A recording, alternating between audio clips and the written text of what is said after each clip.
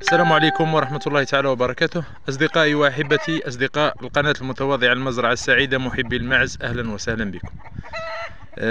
تكملة للفيديو لصنع الجبن بدون منفعة اللي تكلمنا عليه. فقط كاين سؤال، شخص قال أنا لم أفهم الطريقة في الترويب. الطريقة في الترويب أنك تأخذ الحليب مباشرة من الحيوانات، تضعه في الثلاجة من أجل تغيير درجة حرارته لتنشيط البكتيريا، يعني يبرد الحليب أبرد من درجة حرارة الغرفة، ثم نوضعوه في إناء مفتوح. قال لم أفهم الإناء المفتوح. دلو يكون بلاستيكي غذائي أو زجاجي أو معدني، إينوكس أو أليميديو أو عادي لا يتفاعل مع الحليب، يكون مفتوح، يعني ليس مثل الدلو المغلوق دلاء الماء أو الزيت أو من هذا القبيل. هذه تحدث خنقة يختنق الحليب. كيف؟ الحليب تتجمع في البداية الدسم نتاعو في الأعلى، من بعد البكتيريا لا تستطيع أن تعمل التبادل الغازي. هي تحب دير التبادل الغازي من أجل أن تنشط جيدا. البكتيريا اللاكتيكية اللي نعتمد عليها في الترويب وصناعة الأجبان. البكتيريا اللاكتيكية هذه كذلك فيها نوع من الأنواع يأكل اللاكتوز السكر الحليب ويطرح حمض اللاكتيك. حمض اللاكتيك هذاك الطعم الحامض اللاذع غير محبب، وإذا زاد عن حده أكثر يصبح مفسد وممرض، يشكل غازات في البطن، لا يشكل خطر على الصحة العامة لكن غير محبب. احنا نكونوا في سباق بين البكتيريا اللي دير لنا التجلط والترويب للكازيين اللي هو بروتين موجود في الحليب المسؤول عن صناعة الأجبان، عن تكتل البروتينات وفصلها عن المصل اللي هو الماء. لما نوضعوه في الإناء يا حبذا لو يكون الجو دافئ، بعد التبريد يكون الجو دافئ، أو إذا كان الجو بارد نقربوه من فرن أو حوالي متر يكون قريب من فرن، من أجل تحصيل درجة حرارة المثلى اللي هي 30 درجة. 30 درجة يروب الحليب بسرعة بعد التبريد، ومن بعد يروح للتسخين يروب بسرعة، من أجل السباق مع البكتيريا اللاكتيكية. إذا تحصلنا على ريب في وقت قصير رايحين نقولوا يعني سبقنا البكتيريا اللاكتيكية المسؤولة عن حمض اللاكتيك، يعني نتحصلوا على رايب حلو غير حامض. من بعد العملية الثانية اللي هي تكملة للفيديو السابق، الرايب هذا قلنا نوضعوه في الثلاجة من أجل تثبيط البكتيريا، تتوقف الكل، البكتيريا النافعة والضارة تتوقف عن العمل أو ينقص عملها إلى الحد الأدنى. نخرجوا الرايب هذاك من الثلاجة. كاين شاش خاص بصناعة الجبن، أنا سبق وتركت في التعليقات شخص تشتروا من عنده، تركت لكم الرابط تاع الصفحة تاعو تاع الفيسبوك ورقم الهاتف تاعو.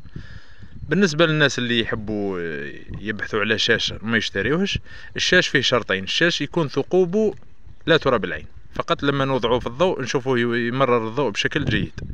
الشرط الثاني يكون معقم. الشرط الثالث يكون ما فيهش زغب. الزغب هذاك من بعد يلتصق لنا بالجبن، يكون أملس. لما نوضعوا الرايب تاعنا نسكبوه في شاش ببطء، نوضعوا إناء ثم نوضعوا الشاش في إناء نفرشوه يأخذ شكل الإناء، نفرغوا الرايب تاعنا بهدوء داخل هذا الإناء اللي مفرش بالشاش مبطن بالشاش. من بعد نجمعوا الشاش من زواياها الأربعة ونرفعوا الشاش، نوضعوه، ركز، نوضعوه في البراد مش الفريزر مش المجمد، في البراد في الثلاجة، ونوضع له إناء تحته بحيث أنه يستطيع التخلص من مصل الحليب، يقطر ويتخلص تماما من مصل الحليب. يبقى الرايب تاعنا حلو. كاينه معلومة مفيدة جدا في صناعة الأجبان: كل 10 كيلوغرام من الحليب تعطينا تقريبا 1 كيلو وشوية جبن. باهي الإنسان يكون واقعي، هذاك مصل الحليب أو الماء الموجود في الحليب نتخلصوا منه كامل. بالنسبة لاستخدام هذاك الماء، قلنا هو ماء فيه معادن وفيه أملاح وفيه بعض البروتينات. إذا كنت حاب تشرب منه أو تصنع به مرق أو شيء من هذا القبيل فهذا جيد، فهو نافع. إذا كنت تستخدمه كمكمل غذائي للحيوانات فهو جيد، تخلط به بعض الأعلاف فهو جيد. إذا كنت تحب توضعه تحت الأشجار فهو جيد. أما الخثارة هذيك هي الجبن. لما الشاش نتاعنا يقطر خليوه يقطر تماما حتى يتخلص من المصل ويتوقف عن عملية التخلص نتاعو من المصل. بعدين ننزعوا هذيك الخثارة، نوضع لها الملح حسب الرغبة، والتوابل إذا أحببت فلفل أو شيء من هذا القبيل حسب الرغبة حسب الذوق. بعدين تشكلوا الجبن نتاعكم في إناء معين يأخذ شكله، توضعوه في إناء معين يأخذ شكله، توضعوه في الثلاجة يوم، بعدين تتناولوه، تستطيعون تناوله. هذا جبن طازج يعني طري لين.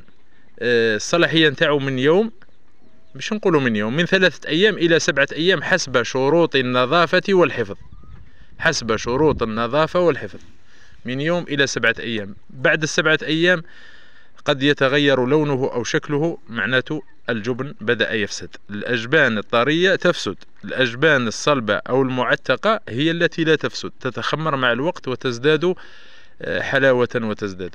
هذا الجبن إذا أردتم الاحتفاظ به لمدة أطول، أنا نوري لكم الطرق. توضع في إناء زجاجي، ثم تغمر بزيت المائدة، تغمر تماما حتى يصبح غارق في زيت المائدة، وتغلق، تملى الإناء جيدا وتغلق بغلق محكم، وتوضع داخل الثلاجة. تستطيع الاحتفاظ به لمدة لا تقل عن 6 أشهر. الوقت اللي حبيت تناوله تجبد منه، توضعه على شكل كرات صغيرة أو أي شكل تحب أنت، تجبد منه هذيك الكرات، تدهنها بزيت الزيتون أو بالعسل أو بالشيء اللي تحبه نتايا، وتتناول شهية طيبة. والسلام عليكم ورحمة الله.